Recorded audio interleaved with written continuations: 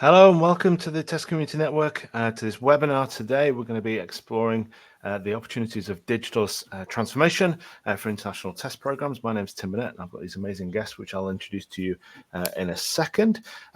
As we go through today, if you've got any questions, then please do ask away. There is a chat panel there for you. I know there's a few questions in there or comments there about the music. So that was created with Suno, just if you want to give that a go. So I've put something interesting and different in there, and it can create some quite interesting tunes for you. Just to give you kind of a heads up about the Test Community Network, so it's a diverse community of assessment across the globe, and we're trying to connect everyone on this wonderful arrangement of examinations and testing. If you want more information and you want to subscribe, then go to testcommunity.network. Later on today, I'm going to share a quick clip with you. I'm talking to a lady called Noran who did some work and research around personhood credentials. So this is something to try and solve the problem of the digital age. I'm going to share a quick clip with you now, and then we'll get into the webinar today. The internet is facing a new wave of challenges with AI becoming more and more advanced and agents kind of replacing humans. So AI can now generate human-like text, images, deepfakes, and even like interact as if it were a person. So it's a really, really interesting conversation I had with Noran, and you'll be able to watch that later on. I'm going to do the kind of normal Test Community weekly update for that as well. So make sure you stay tuned for that. That'll be available on LinkedIn. Let's introduce our guests today. So first of all, we have Debbie John from the Chartered Quality Institute, product and assessment leader with 20 years of experience delivering portfolio qualifications, training courses and apprenticeships to international projects. It's got clipped off there, but thank you very much. Welcome, Debbie. Good morning, everyone. Excellent. We've got Jonathan Ledger from the UK Department of Business and Trade, advocate, expert, and global leader in vocational skills, TVET development, known worldwide for operational and strategic skills expertise. And Jonathan spoke at an FAB event that I went to last year, Federation of Awarding Bodies, and I think everyone was bowled over by what you had to say there, Jonathan. So thank you very much for joining us today. My pleasure. Excellent. I've got a plug for an event for Jonathan's leading next week as well, so I'll share that in a minute. AJ from Excelsoft, welcome. Business development and digital transformation expert, global assessment leader in programs. So welcome, AJ, and thank you very much for Excelsoft for sponsoring the webinar today. Now, we have got some questions lined up as we go through today, so make sure you ask away as well. But my first question to you, Debbie, is you've been kind of, do you want to kind of give this idea, feel of CQI's kind of international operation, just so people kind of feel the kind of breadth of the work that you do? Yes. So CQI, the Chartered Quality Institute, we're a professional body for people who work in quality management and with management systems. And a lot of our qualifications are based on ISO standards, which are obviously internationally recognized. So from the kind of learning and development side, we've had sort of international footprint, probably starting in the kind of late 80s, 90s, kind of going forward from there. As a professional body, our membership is actually quite small. We have about 20,000 members, but as on our learning side, we have 75,000 learners every year, and they are all around the world. So our growth has been quite organic. We really, through our training providers, we've grown internationally. So we have some very big training providers like BSI, and Bureau Veritas, who have branches in a number of countries. So we've used them as a way of delivering our courses to those markets. And we've also got training providers who have a number of subcontractors who also then sort of push out our products internationally. So we have learners doing it in English, in all different languages, and all the challenges that brings. So yes, lots of experience on the international side. Excellent. It's great to hear that experience, and thank you for kind of sharing with it. We're going to kind of get onto your digital transformation story in a moment. But Jonathan, organisations like CQI have gone international. The ones that have gone internationally seem to have done very well. What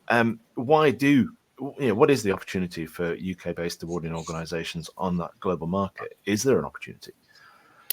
Oh, there is definitely an opportunity for growth. Actually, it's really interesting to hear about CQI's growth overseas, because most people end up in an overseas market accidentally. So they're accidental exporters, and then it kind of grows and mushrooms from there.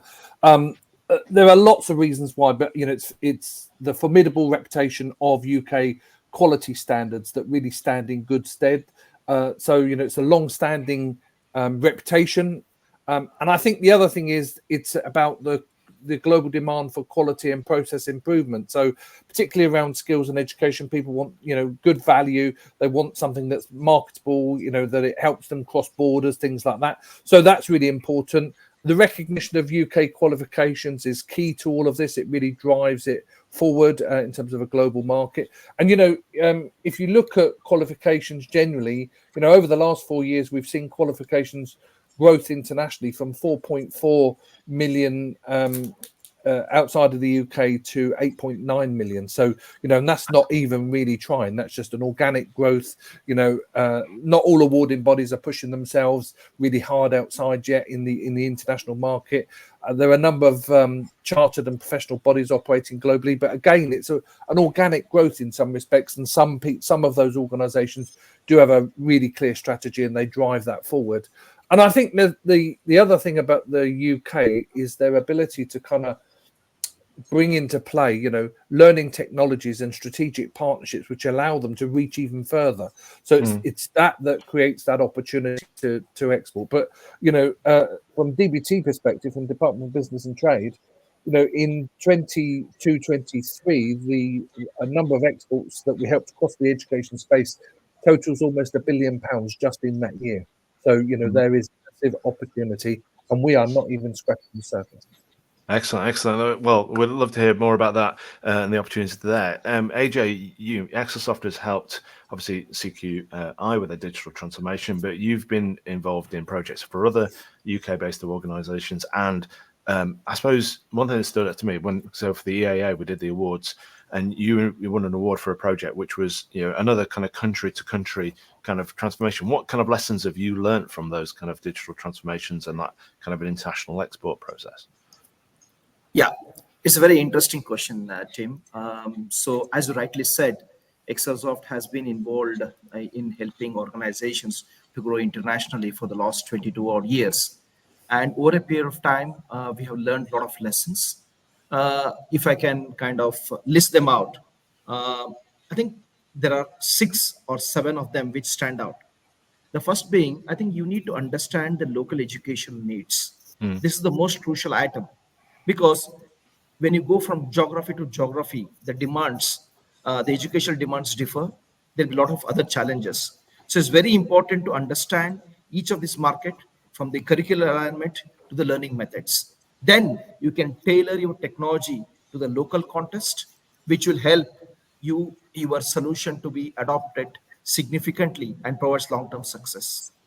Understanding of the regulatory and compliance is also very important because each geography or each country may have their own data privacy laws or educational content standards. So it's very important that you understand them because you are dealing with sensitive student data and some frameworks which you need to comply with.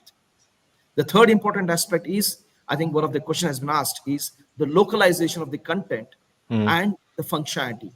I think providing technology with different languages brings its own challenges, not just in terms of just localizing, but also ensuring that the contextuality of the translation is very important. It just should not get lost in translation because you need to use the proper context as well as change, let's say, for example, the currencies, change certain, say, peoples, change names, change the local vegetables and everything. So it involves a lot of things. So there is a significant amount of thought process that goes into localization of content.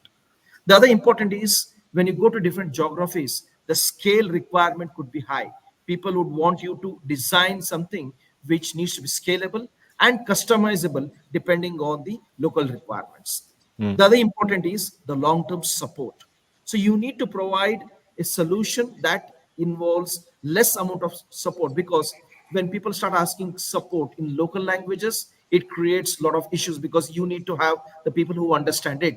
So the user application has to be designed in such a way that the questions asked should be less and whatever has been asked should be answerable by local bots or something like that. So that way, basically, you can keep the supported training cost to the minimum. Excellent, excellent. I think one thing that stings out in my mind when I think about kind of international is the pricing side of things can also be a thing as well. And the way someone compared, kind of demonstrated that is from my own international travels. Yeah, they refer to the idea of these shampoo on strips that you see when you go traveling. Sometimes you just have to kind of repackage, reshape what it is you're doing for that particular market. So Debbie, your digital transformation, what was it that made you go from taking exams on paper to digital examinations? Do you want to tell us a bit more about that? Sure. Yes. So we started off, we had paper-based exams. So they were short answer questions with some scenarios that we sat the exams, and they were marked by tutors locally and then moderated and obviously quality assured by us. But we had a number of issues with that approach. Firstly, we discovered we had a lot of tutors that were overmarking. And because of the number of learners and the volume of tutors, it was very difficult to kind of really get on top of all of that, because our courses are quite short. They're sort of equivalent of like 40 hours. So we have a high volume and a high turnover of learners. Second thing was around malpractice. So going on from the overmarking, we then had situations where we found tutors were helping learners. We had learners copying from each other. And again, because we were that sort of had less control of the assessment process, this was kind of going on and it was causing a lot of issues for us. And then if anyone's invested in malpractice thing before, it takes up a lot of resource internally, and we're quite a small organization. Yeah. And then I think sort of the third thing was really around the move to online learning, which obviously particularly was accelerated during COVID. So we were originally thinking about moving to online exams just before COVID for the sort of QA perspective. But then during COVID, obviously there was a requirement for people to do their exams online. And then afterwards, a lot of our learners and our training providers continue to study online. So it made sense to have our exam online as well, so that learners had a seamless experience. So that was kind of the reasons why we decided to go online. We went through quite a lengthy procurement process, I have to say, of which Excelsoft were our chosen provider at the end of it. We decided to completely change our exams. So we wanted to remove the tutors from the exams. So we wanted to have all the exams to be computer marked. So therefore we had to create an item bank from scratch. So that was quite challenging. So we've now got multiple choice, multiple response, and sort of matching drag and drop type questions, which we never had before. Yeah. We also had to think about, how we were going to proctor these learners. So previously, people who did the exams in a classroom setting, and there was obviously a person, an invigilator there. We decided to go for remote AI-assisted proctoring. Because we have people taking our exams at all different times around the world, and it was difficult to then manage having live proctors. So we decided to use that technology, and we've been working with Excelsoft to refine the analysis, which is the key thing in that. And then we had to think about learner support. That was the other kind of key thing for us. So before, I would say we had a fairly hands-off approach with learners because their kind of key relationship was with their training providers. But obviously, once we took back more control of the exams and we were basically delivering the exams through the online exam platform, the queries and everything then came to us. And that was one of the biggest things I think that we'd underestimated, was how many queries we would get.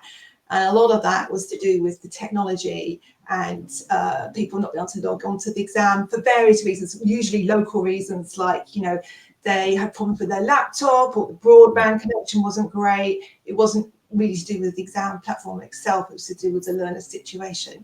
But obviously they're in a sort of stressful situation, although they have 30 days in which to take the exam, they still, if they're trying to log on, they sort of want to resolve it now.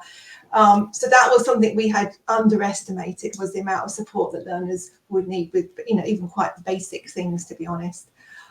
So that's kind of where we are in our learning and our sort of journey. We launched our online exams in November 2022, and that was in English. And then last year we had, I think it was 31,000 learners took our exam in English. Yeah. Got six different schemes that we have online exams for. And now we're looking at going into different languages. So we've already launched Spanish, and we're partway through launching Arabic and traditional Mandarin. And we've also launched in Japanese. So those languages reflect our key markets, basically, as to why we've gone there. Because, and particularly with like Arabic, we've, you know, a lot of the plagiarism cases and malpractice cases we found were in Arabic-speaking countries. So we wanted to make sure that we, especially in those areas, took back control of the exam process. Excellent, and I'm sure there's going to be lots of questions from people like, because that's an amazing journey there. There's a lot of technical kind of work that you've done as part of it. How, in terms of the candidate experience, because that's kind of one of your missions, what kind of feedback have you had from candidates along that journey? Has it been a positive experience? You know, of people, was there a bit of pushback at the start? What kind of what's been the word on the street? Well, I think quite a lot, because our learners tend to be, you know, they're in work, they're sort of slightly older. A lot of them won't have done an online exam before. So there's that whole kind of fear of like, oh my God, how do I do this? Sort of, you know, that you have to sort of get over. And we've done a number of help videos for them to, you know, to help, so they can sort of self-serve if they've got a problem, but also kind of give them a bit of reassurance. We've also created like practice exams so they can go onto the platform and, you know, practice using the technology before they actually have to get into doing the exam. I think, yeah, the majority of learners, I would say, have had, you know, a positive experience, but there have been that have had struggle because of the technology. That's, you know, the key thing, sort of getting onto it. And then if their broadband connection has gone down, they've been kicked out of the exam, then they've had to log back in again. So that's the challenge of working in particular markets like India, for example, you know, where the connection can drop, or sometimes people, you know, it's had a thunderstorm and the connection goes or something. So there's all sorts of those kind of challenges which can affect the learner's experience. But I think certainly from our training providers, they were, I think, initially quite skeptical at first, but now they are definitely converted to it. They see a lot of benefits in doing it online. I think my experience now is once in an exam room in India watching exams take place, and the power went out for the entire area, but because they had a power backup, you know, all the lights went off, fans stopped and things like that, but the computers carried on going. And if that happened at a school in England, there would have been, you know, mass panic, people running around. But I think because they're so used to it there, it you know, it is a challenge, but it's, you know, culturally, it's kind of something that they're kind of experience on a daily basis. Jonathan, for yourself, so listening, we've obviously heard the technological side of there. Is there more to it in terms of taking your organization internationally? You know, what other kind of things do you need to consider as part of that journey? Thanks. I think, look, technology is a tool and it's part of your armory, but it's not the only thing that gets you overseas. You know, there's a lot of companies exporting really successfully, you know, growing businesses and not using technology whatsoever, apart from booking their flights with it, you know. So I think you have to kind of consider technology as one of those tools. And if you're thinking about how do you reach and grow your market in a country? And in many countries, it's about reaching the hard to reach and getting outside of the cities and getting outside into the rural places and other parts of the economy within a country. And, you know, you might need to deploy different technologies to be able to do that. So, you know, lessons are taught, for example, by radio, TV, all sorts of different things to big communities. And often, actually, the volume is as big as the big cities. But, you know, your growth in those markets is actually out in the regional areas and the rural areas and, you know, on the coastal communities and things like that. So that's one kind of thing that I would say. AJ, you quite rightly pointed out earlier, you know, thinking about kind of cultural understanding and localization, because that really is a key. And I would say actually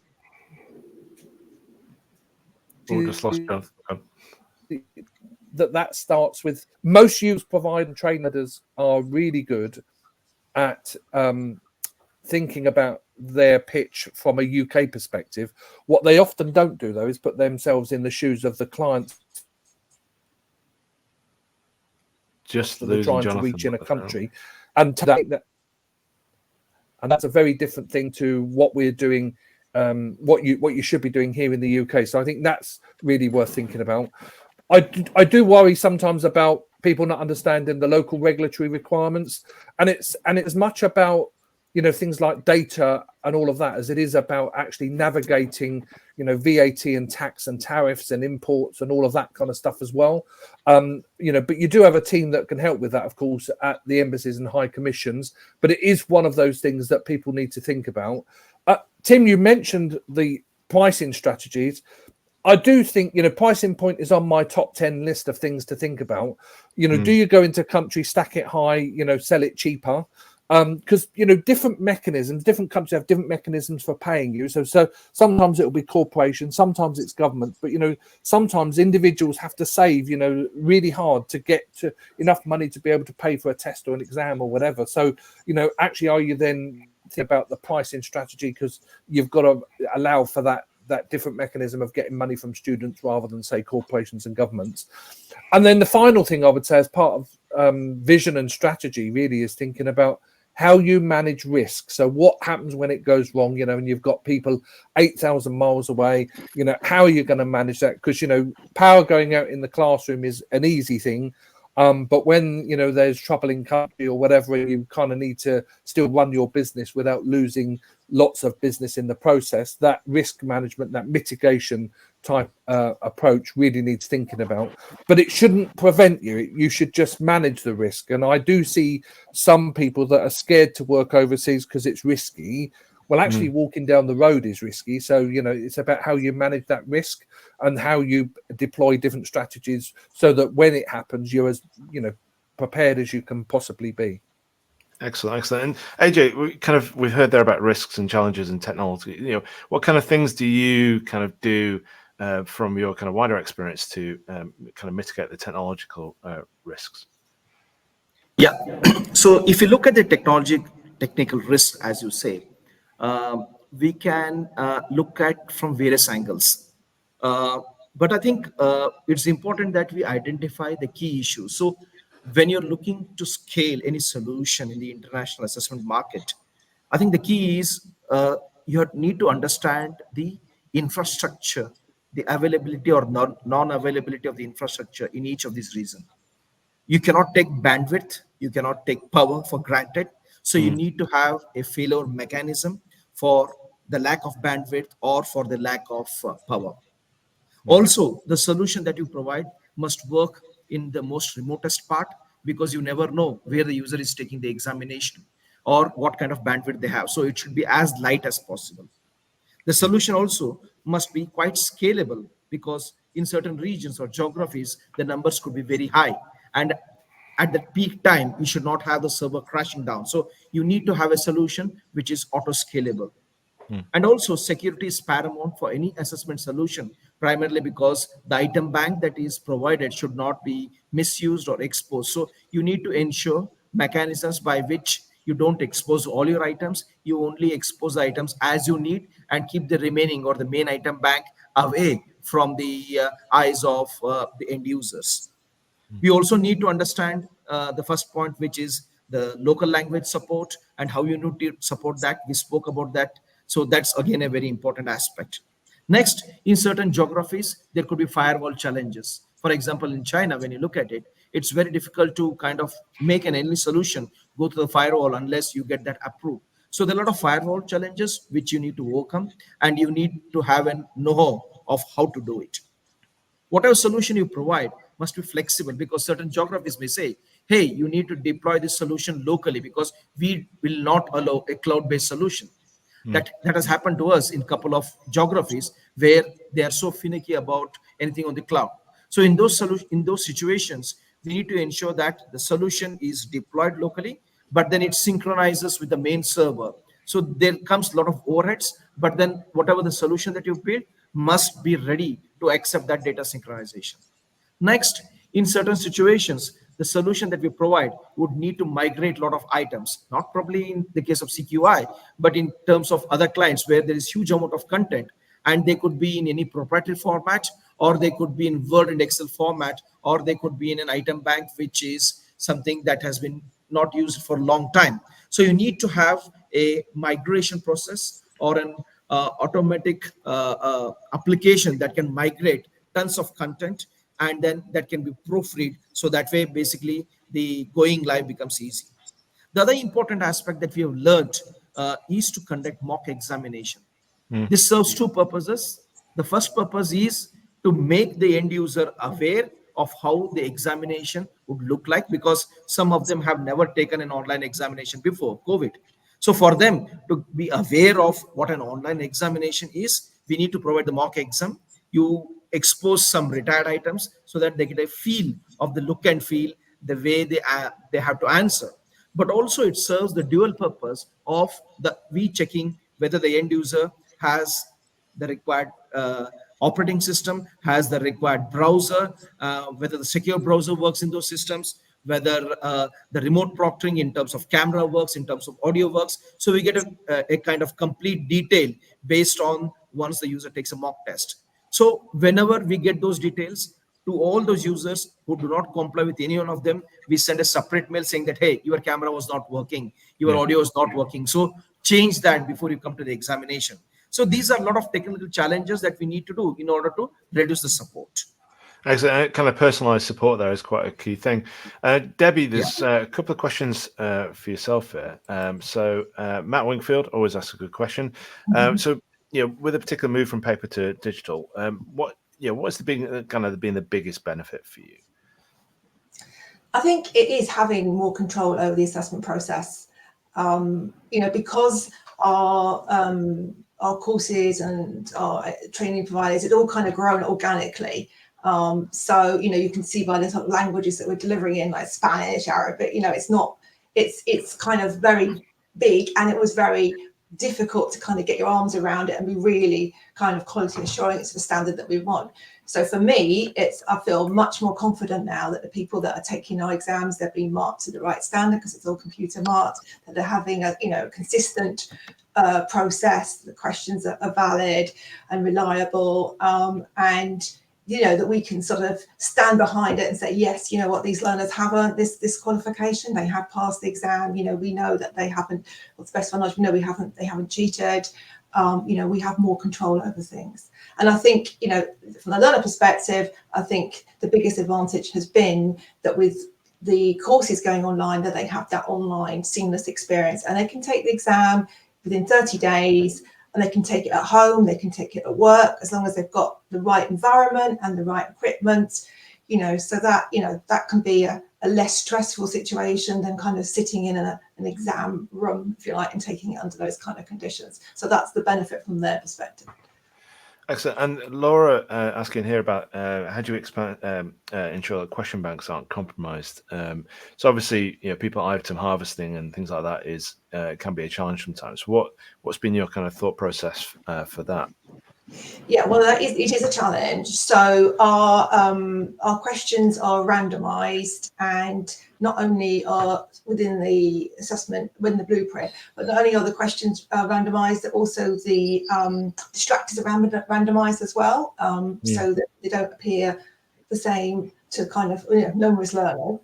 And then in terms of the proctoring side of things, so obviously we have the AI kind of analyzes people's eye movements and checks that the same person is taking the exam. It's the ID check. It looks for things like mobile phones. It's basically analyzing if people are doing anything irregular. So far we've been fine. No one has been, to my knowledge, harvesting our items, but it is always a concern, and it's always a risk. And particularly as we've had to go to an open book exam. So previously we had closed book exams, but in terms of sort of people having their notes, but look, they were able to take in a copy of the ISO standards because some of the questions asked them to reference the standards. In this situation, because for various reasons we couldn't have a copy of the standards on the exam platform, people need to be able to see it, so we've had to go to an open book situation. So that's not to say that people can't then have a way of being able to kind of seeing copies of the questions or whatever in advance. So we try and do as much as possible to prevent it. But also the other thing we want to do is to really increase the number of items in the item bank, because of course the more items we have, the more randomization we have, the harder it is for people to then kind of download the questions and have an exact replica of the exam that they're going to sit. Yeah, it's one of those continuing challenges, and it is all about kind of measuring your risk and looking at your risk profile for your delivery and your assessments. It's something, not to plug this, but I do a podcast with Amanda Danis about called It Depends, which looks at psychometrics, and that is one of the things we kind of looked at, the kind of the scale of risk of delivery, because in a way. Fighting against kind of different forms of test fraud, it's like an arms race that assessment providers are never really going to kind of win. There'll always be some kind of new challenge out there. So yeah, it is about judging the risk according to your particular exam setting and setup. We'll come back to some more questions there in a minute. So I want to kind of look onto the kind of localization side of things. So Jonathan, for organizations like CQI, kind of looking at that, we talked about the kind of landscape and the profile. What things would you recommend that organizations can do to get a closer look and understand culturally the environment they're going to be delivering in the space? What support do you guys provide in that kind of process? Thank you. Yeah, good question. Okay, first thing is that you could do lots of research online, of course, these days, and there are lots of reports about education systems, market demands, things like that on the UK Gov website. I'll actually, Tim, afterwards, I'll provide you with a kind of ready-made sheet that I've got with a few links on it that point at that you can share with everybody. But there's loads of information, trade figures, that tells you about priorities of particular countries, there's education reports on places like Univoc, UNESCO, World Bank, there's lots of education reports about different countries. They're worth a browse as well. Locking into industrial reports is really good to understand, obviously industry sectors, and making sure that if you're in a particular space, if you're in the maritime space, for example, then you'll be able to check up and see what's happening in country. But nothing beats kind of getting on the plane and going to country. And you can do that in a couple of ways. Of course, you can do that under your own steam. And we have people, experts in country that can support a visit to a particular place. And they might be able to help you with some contacts to start you off with and all of that, and people to go talk to. Or, of course, you could join a trade mission. So you have to pay for yourself to get there and pay for your accommodation. But once you land, we look after you. And I think there's a couple of people online that have been on trade missions that would kind of say the same. You get lots of government to government meetings, agency stakeholders, employers, trade groups, things like that. They're not really student focused. They're more at the buyer level. But it is, the best way to do it. And I think you've got to combine all of that, with your own research, your own feedback surveys, focus groups, get talking to some partners in country. Lots of AOs and chartered and professional bodies work overseas. Talk to some of them. You're going to be friends with some of them in non-competing spaces. So talk to them about what their experiences are and see how they're, operating in country, what kind of things they're coming up against, things like that. I think that's really important. And I would also say that as part of your research mix, you can probably tap into an alumni that you've got already, because some of your people will take exams in the UK, emigrate overseas or operating in country, maybe as an expat or even living in country full time. So why not be talking to them about what is it like in the local landscape, other things we should be watching out for. And I would say that in all the mix of that, you're going to use all of that as an organization to decide whether to go into country or not, or how far you go into country and all of that. But what you do need to use some of that for is cultural training for your staff who get on the plane and go overseas in the first place, because so many UK providers just get on a plane and go overseas without thinking about, the cultural experience and how you need to adjust to the country that you're going to. So I think it's really key to use some of that information to make sure that your staff are culturally as aware as possible.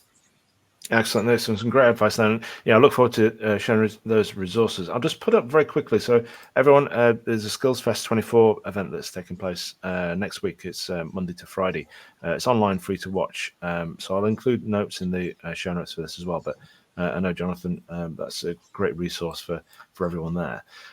Very quickly, I want to talk about localization, Debbie, in a second, but I just want to very quickly pick up on a comment that's come through regarding EU AI Act and legislation there. I think this is something that obviously we all as an industry are kind of are learning and keeping an eye on and monitoring. My understanding of this situation is that education is on there as a kind of flag that decisions can't necessarily be made purely by AI, as things like mortgage decisions, etc. And keeping the kind of human in the loop as part of that process. The human is in the loop as part of your process, isn't it, Debbie, as part of the awarding process? Yeah, absolutely. So any of the videos that are flagged as high risk, we review. The human reviews it, and the decision if we're going to disqualify anyone is always made by one of the team. It was never an automatic decision. So yeah, we very much keep that human element in it. Obviously, we have to issue all of our learners with a data processing notice in terms of how we're going to manage their data, where it's going to be stored. We have to inform them because some of the analysis is done, the AI bit is done in the US, so we obviously need to make sure we inform people about that. The actual learner data is stored in the UK. So we very much, when we looked at okay, what are our rules, what are the EU rules, and make sure we did all that due diligence in terms of data protection. Excellent. And there's the Association of Test Publishers, which I also get involved in. There's some great resources coming out over the next few months from them about looking at things like the EU AI Act. They did a great thing with GDPR. It's worth looking at. And I suppose just this kind of goes to Sarah's question here, just about the process. Hopefully we've answered that. I know Sarah is very kind of hot on that kind of topic of AI. She was a guest on one of my webinars a couple of weeks ago and doing some great research as well there. So really worth checking that out. So localization, there's been a few questions about this. So where did you start with your localization, Debbie? What have you done today, and what's been your kind of process, and have you learned anything along the way, I suppose, as a whole question there for you, but could you just explain that? I suppose first of all, I suppose when we were creating the item bank, which we created in English, we were very much recognizing that a lot of our learners, English was their second language, so we had to think about, okay, make sure that the terminology is not too complex, that the context for the scenarios were applicable in multiple countries. That we kind of used names. I think some of the things that AJ's mentioned, sort of industries, things that would be applicable across multiple countries. And then when we came to kind of look at the converting it into different languages, we had to think of not only converting the items, but also the whole user interface on the exam platform. So all the labeling. We had to think of all the sort of messages that pop up in terms of, if someone's got a problem, like, the camera's not working, for example. We thought about the learner guide that had to be translated. We had to do our learner help videos in all different languages. So we had to record them with the screens that were translated into whatever language. And then obviously the voiceover had to be like that. And then in terms of learner support, so we have a Japanese office, so they can manage the queries that come through in Japanese. But for other learners, we have a ticketing system. It's called Zendesk. And sometimes learners will send us a query in their native language, and then we use the translation tool to translate it into English to try and understand it. And we send it back to them in English, and then they have to then translate it, which is not ideal, but it seems to be okay. I think one of the things that we found with the sort of online translation tools is they're not too bad with kind of quite sort of basic terms and queries. But if you try to use it for translating your items, quite often it will come up with the wrong word, or it won't understand the context. Yeah.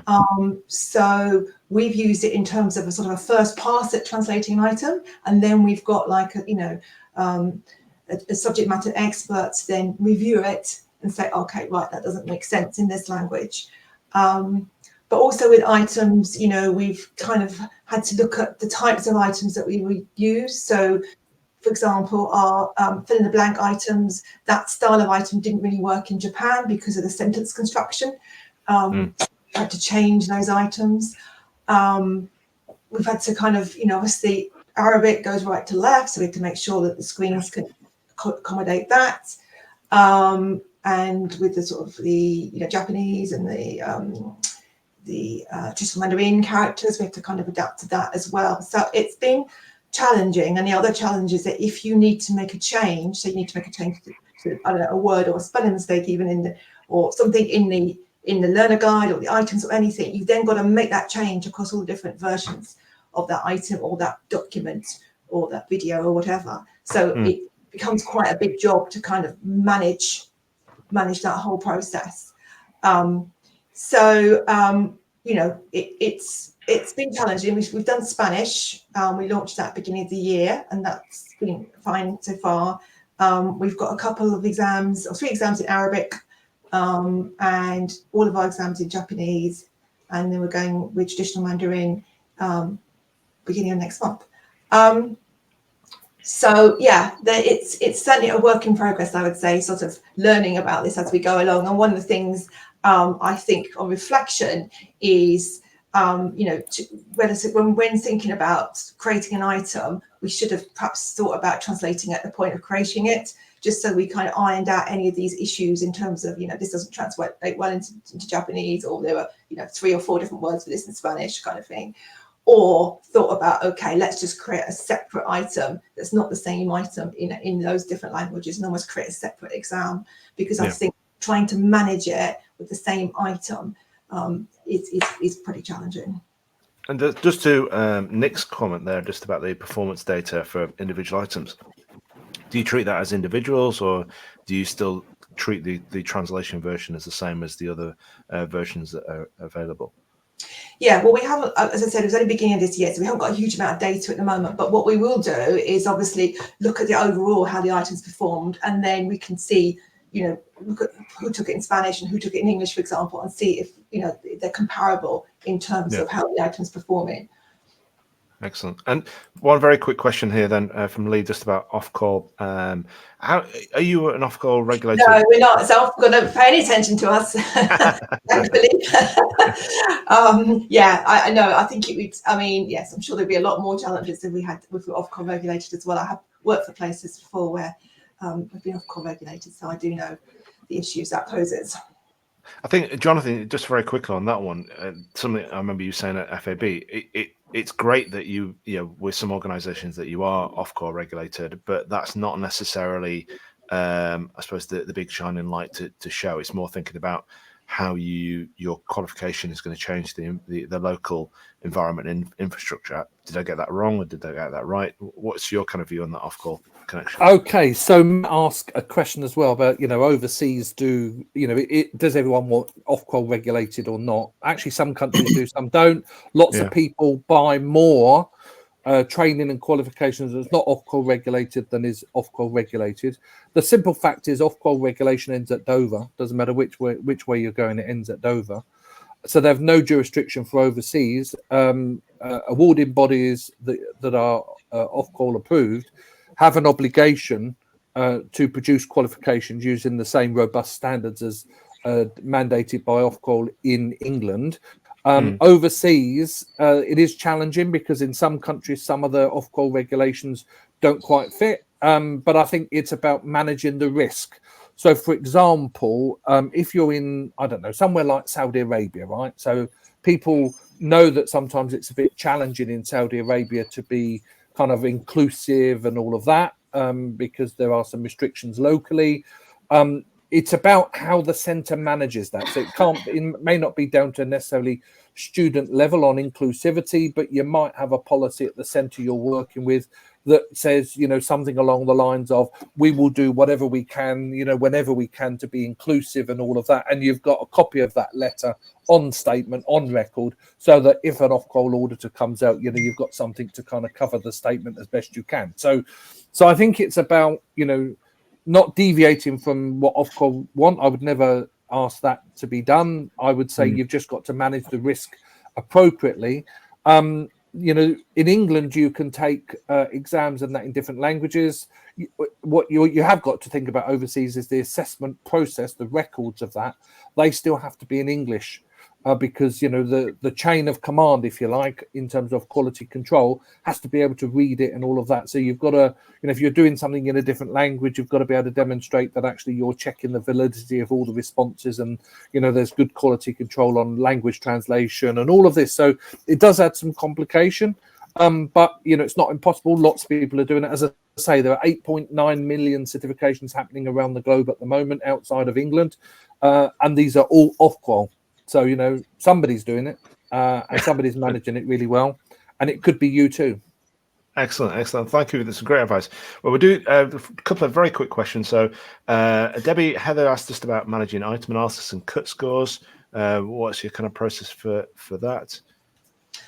Well, I'd say that's something that we're just sort of really kind of getting into at the moment, to be honest. We just, we wanted to have enough data in the system to be able to analyze what was going on. So we've just got some tools that we're working with Excelsoft on in terms of helping us to analyze the data. It's not really my area of expertise, to be honest. Okay.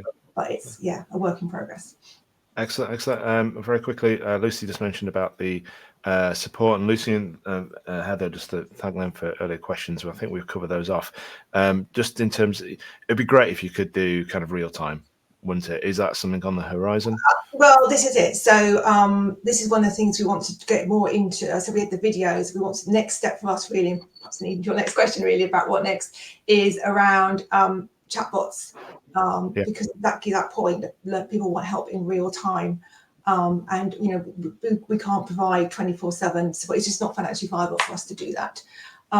So yes, some learners do get frustrated. That is true. But we kind of have our auto responses that kind of give them links to videos and stuff. And as I said, chatbots, I think, are going to really help us to deal with some of the kind of most common queries that come up. Yeah, some exciting stuff there in that kind of area. And if anyone wants to, I've got a great video of me kind of talking in German. I cloned myself using HeyGen and did that translation. Obviously, that's not real time, but I think there's some fantastic technology that's on the horizon there for that. We'll do a very quick round now. So you've just talked there, Debbie, just about your kind of chatbots in the future. Any other kind of future plans? Yes, so we talked to Excelsoft about using AI to help with item generation. That's our next thing, because it's obviously a challenge to kind of create, lots of different items all the time. So we're looking at how we can use AI to help us do that. We've also been exploring something around having much more forensic analysis of how items are performing from particular learners. This is to sort of get a better feel for anybody who might be taking the exam, for example, in a very quick time. What's going on there, or patterns between learners, and then also, as I probably asked earlier, getting much better in-depth understanding of the item analysis tools and how we can use those. Excellent. And data forensics is obviously a big part of it. And back to Laura's questions earlier about item harvesting and forensics there. That's some great tools that can help you. AJ, I know you've got a lovely little suite of micro apps, AI apps that you can shout in. Any kind of future plans for yourselves around that? Is that your next big push? Oh yes. Apart from the generative apps, which are more for item creation or adding metadata to the items, we also started working on AI-driven essay evaluation or long text evaluation. So basically, that is something we are investing on. We are also investing on building more tools for remote proctoring in terms of finding more vulnerabilities, trying to kind of reduce the cheating. And we're also trying to kind of build in the chatbots that Debbie was mentioning. So there's a lot of interesting challenges that has been put forth in front of us, and we are just trying to build these small widgets. Very interestingly, we already have about 5 or 6 clients who have started piloting these in different geographies in the US, in Canada, in the UK. So that really kind of gives us the mileage that we are looking at, and also a lot of feedback that comes in our way. So it's just not about building the widgets, it's trialing it out, and training these LLMs will help us to kind of build this or improve this AI widgets in a long way. Excellent. And I do recommend the E-Assessment Association has got some great SIG sessions, just helping people understand the future of AI. And there's my video as well, which you'll find on my profile on the Test Community Network, which looks at the future of AI with the assessment, looking at the kind of 5-step journey that towards AGI. Very quickly, just rounding up from yourself, Jonathan, what top tip would you give to someone now who's sat there thinking, I love what Debbie's done. We want to do that. We want to go there. How can we do that? What tip would you kind of give to them? Actually, I'd give you 2 just to be, a bonus. So the first one is get yourself to great.gov.uk. There is piles and piles of exporting advice on that website. It's all free. DBT is definitely the best kept secret out of all the ministries that the UK has. So, use and abuse. That's what you're paying a passport fee for. The second one is those of you that are skills training providers, awarding bodies, whatever, get in touch with me.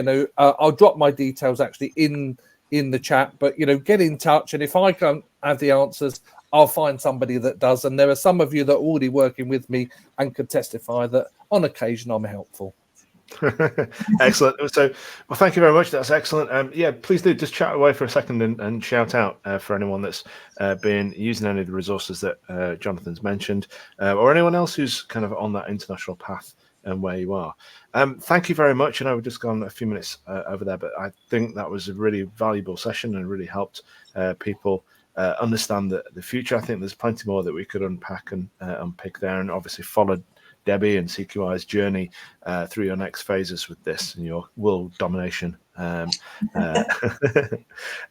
thank you, AJ. Thank you, Debbie. Thank you, Jonathan. And thank you, everyone, for watching today. I really do appreciate it. And we'll speak to you soon. Thank you very much.